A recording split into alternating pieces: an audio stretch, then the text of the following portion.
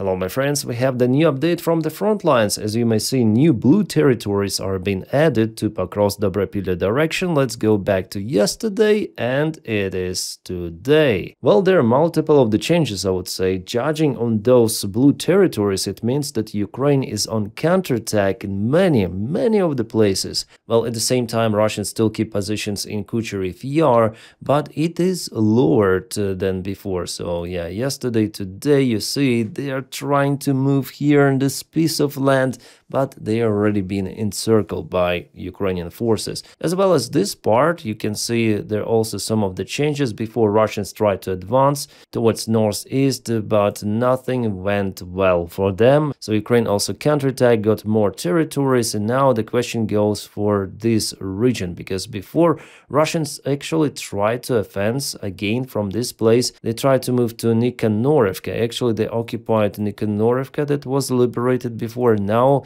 Ukraine again counterattacks from Dorozhny. That's the small village, just few of the houses. Nevertheless, you can see Ukraine definitely destroyed this Russian attack attempt where they tried to break through Zoloty Kolodets. Also, Ukraine attempts to cope with this Russian attack from Poltavka. They moved, but Ukraine took control over the part of the lake and some of the small tree line, but it's the first sign of definitely Ukrainian counterstrike.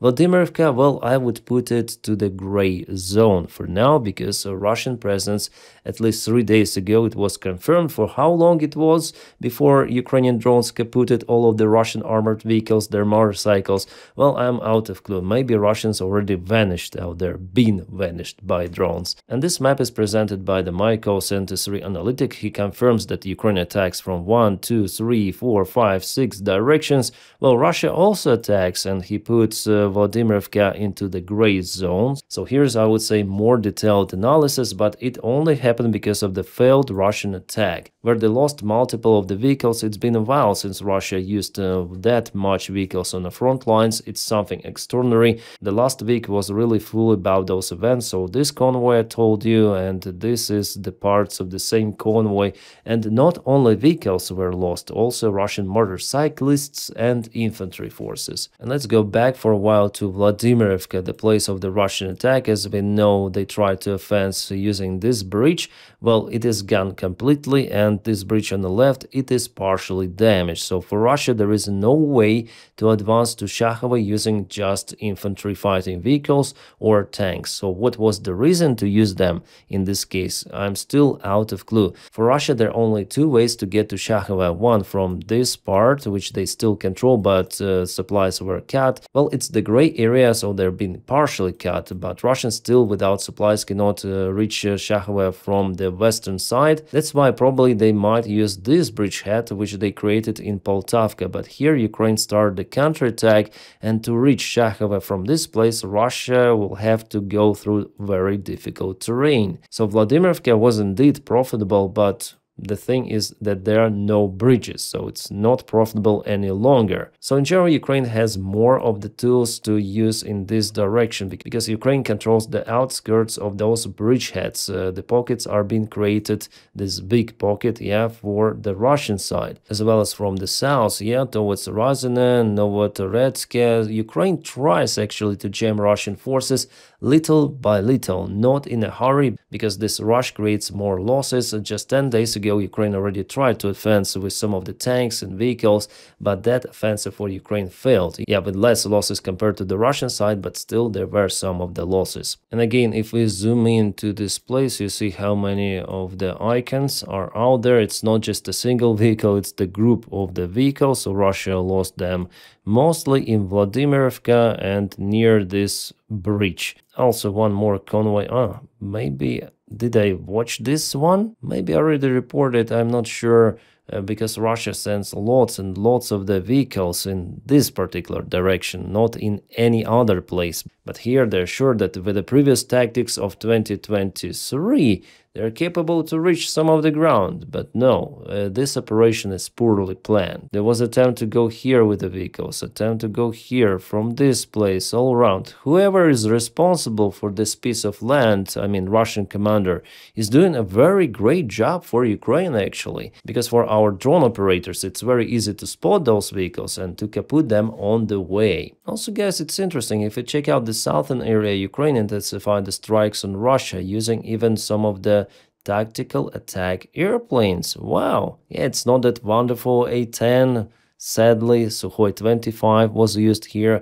I wish Ukraine would obtain those A-10 airplanes. They're gonna retire anyways the next year. They dropped some of the aviation gliding bombs out there. Understandable. Sukhoi 25 is also used for this purpose. Yeah, judging on the scale, I would say that Ukraine is full in using drones and aviation bomb strikes. Even far behind the front lines, Russian positions are not being secured. Oh, we have one more counterattack according to the Myko73 analytic, who receives the data from the front lines, analyzing drone cameras and judging on the information coming from commanders, military and so on. Ukraine started the counterattack towards Malish-Sherbaki. That's the southern front line. I do not honestly think that it's the major Ukrainian counterstrike. No, it's the limited operation. Well, maybe also done to disturb the Russian attention from different points of the front lines, especially from Plavny village, which Russia occupied recently. And about this village of Stepnohirsk, well, even Gerasimov stated that it's the goal for the Russian army to advance here. However, Russia is not successful yet with Stepnohirsk. Well, it looks like our guys are already in Malish-Sherbaki. They posted this video with Ukrainian flags out there, and yeah, the building is destroyed, ruined. Either battalion with the 2nd Assault Brigade, yeah, kind of the interesting symbol they have. Well, they're out there. Yes, for today the deep state gives us the information about the fluctuation of the front lines in this Pokrovsk-Dobropilya direction mostly. Oh, the Russian RIA Novosti published some of the photos from the front line. Yeah, the weather is a little nasty there and it's already cold. You can see those Russian bikers and destroyed Bukhanka. And this is the Ukrainian Kazakh MRAP vehicle that was hit many of the times, but still it saved the crew, I guess. And those are Russian MRAPs, yeah? This is Niva, at least it used to be. The road of hell, or the road to hell for Russians. This is one more Niva, by the way. This is Bukhanka, Standard Zhiguli. Crazy. That is how Russians are trying to protect supply lines. Ukraine, by the way, does the same stuff. But it's not possible to do it all across the front lines, especially very close to the zero line of the contact, because those guys will not be able to put those meshes to protect supplies. So there's the front part, which is very dangerous for every sort of the army, for Ukrainian or the Russian one. Here we see Bukhanka van and some of the web like spiders, yeah, out there. Yeah, one more supply line, and our guys, they're searching for the holes in this web. Also, they're looking for the entrance, and they go there and fly like in a tunnel, yeah, with FPV drones searching for the vehicles. There were some of the cases of how the drones hit the vehicles even inside those tunnels, and this is, on top is the electronic warfare. Here's one more web Russian operation, again, Niva probably, electronic warfare. Sometimes, or in most of the cases, it doesn't help. So what helps is the physical protection both against fiber optic drones and standard drones. Good. What is this? Guys, this is the strike on Feodosia, Crimea. Once again, the same oil storage was hit, but the other part of it, different fuel tanks or oil tanks is better to say, they ignited, and the fire continues there even now while I'm recording this video. Yeah, I guess that finally this facility was finished completely. The previous time it was burning for 6 days, something like that, and today's fire is even stronger. Yeah, whoa, that's a really huge one. Lots of I can see those tanks, you can see them too, so everything is burning. It will be destroyed, yeah, absolutely. So Russians will not be able to refuel their ships and so on. Yeah, this is the huge huge strike. Well, actually, yesterday I got some of the information about the Ukrainian drone operation in Crimea. Direction was not specified, but now we see it vividly. It's Feodosia oil port once again. Yeah, sorry, its oil storage mainly was used by the Russian Navy fleet. To some of the political news related to Ukraine and touching United States of America, as usual, yeah, Zelensky thanked to Donald Trump and Melania, First Lady of the United States of America, for rising up the question about kids which were kidnapped by the Russian Federation. Well, what we know that 7 of the kids were returned to Ukraine.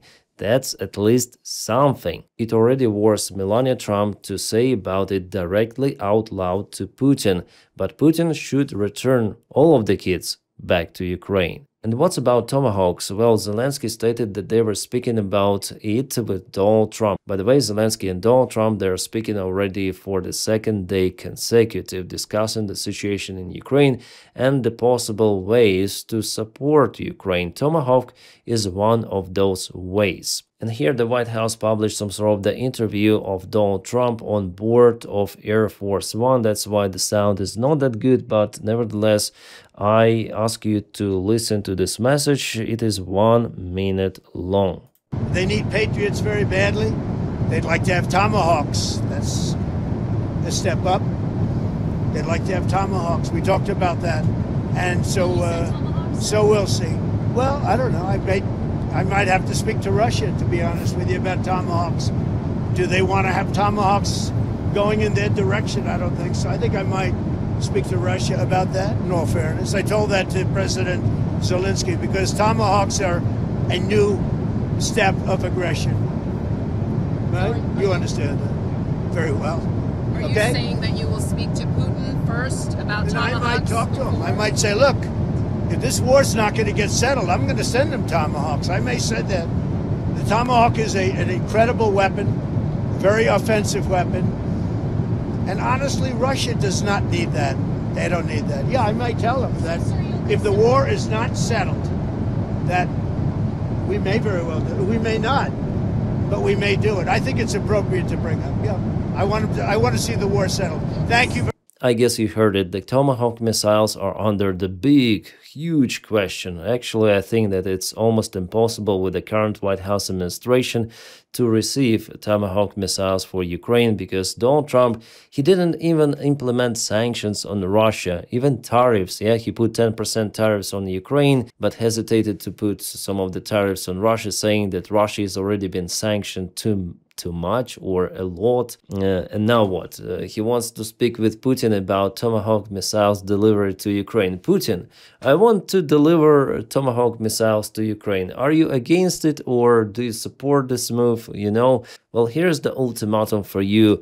2 weeks. I give you 2 weeks. Stop this war or Ukraine obtains those Tomahawk missiles. But history already showed us that Donald Trump always tackle with his ultimatums to Russia. 50 days, 10 days, 2 weeks, and so on. Especially when Vitkov goes to Russia, everything is changing for Donald Trump. So now he speaks about the possible delivery of Tomahawk missiles, but tomorrow he might speak about something else and blame Ukraine for starting this war together with Biden. Plus, as we know, there is an issue with the ground launchers. I don't see the way for Ukraine to obtain the large number of those launchers. It's impossible. And Ukraine doesn't need 1 or 2 Tomahawks. No, Ukraine needs hundreds of them. Hundreds. Otherwise, there is no use or no sense in supplyment of those weapons to Ukraine. It should be used massively on Russian military infrastructure, while Zelensky already stated that Ukraine only is going to use those against military infrastructure. Well, in case of the Tomahawk supplements, United States will control each target. I'm sure about it, 100%. So Ukraine now has to wait this cooperation to have this really capable cruise missile, to push diplomacy, to have this little chance to obtain those missiles. or to invest to its own project, like for example Flamingo, which is kind of vulnerable against the Russian air defense because missile is huge. Well, I think Ukraine should act in both of those directions, improving Flamingo and also negotiating with Donald Trump about Tomahawks. But you know, I'm almost sure that Donny will not supply those missiles. Well, if he supplies those, I will be really surprised. I would say the most surprised maybe in my entire life. It seems like Donald Trump lost his motivation to get into heaven. Let's listen to this. You had talked a couple weeks ago, you were doing an interview, and you talked about how you hope to end the war in Ukraine because it might help you get into heaven. How does this help? Does this help? I mean, you know, I'm being a little cute. I don't think there's anything going to get me in heaven. Okay, I really don't. I think I'm not maybe heaven bound. I may be in heaven right now as we fly in Air Force One. I'm not sure I'm going to be able to make heaven, but I've. This is hilarious. Okay, so Donny knows that he's banned from heaven. He actually had the choice to be legible to go to heaven or to visit an Epstein Island. He chose the second one. Yeah, they mentioned Ukraine with this question, that's why it is here on the channel. But nevertheless, it's hilarious that he considers he's not longer valid for heaven. Some world news, actually the good news are coming from the Middle East. Looks like Hamas is going to return hostages to Israel, and Israel is going to return some of the Hamas members to Gaza Strip. Those are the parts of the new agreement according to the very latest information. By the time I'm recording this video again, 7 of the Israeli hostages were already sent to the Red Cross and soon will be transferred to Israeli side. Yeah, Israeli side is already waiting for them, those 7 people initially, but later on will be more. Israel also celebrate, what did they put here? Trump's face? Yeah. Trump's face here. Thank you. Oh my God. Well, if this exchange and the ceasefire organized by United States of America, it is definitely a step forward to de-escalate the situation in Gaza Strip. Israel will partially keep the part of the Gaza Strip under control. Well, Hamas, they thought that it's better, I guess, to negotiate because they were at the brink to be totally collapsed, so that's why they agreed on this deal. As I see, I'm not sure, but hope it's the beginning of the lasting peace in Middle East. As Zelensky said, even Hamas is willing to negotiate, but not the Russian Federation. And guys, please support the job that I do on Patreon or membership of this channel. The link for my Patreon is in the video description just below. That's how you make this content possible. But obviously, if you have this opportunity to support me and willing to support me, otherwise this content on the channel is free for everyone. My friends, I wish you all a peaceful sky wherever you are and have a great time.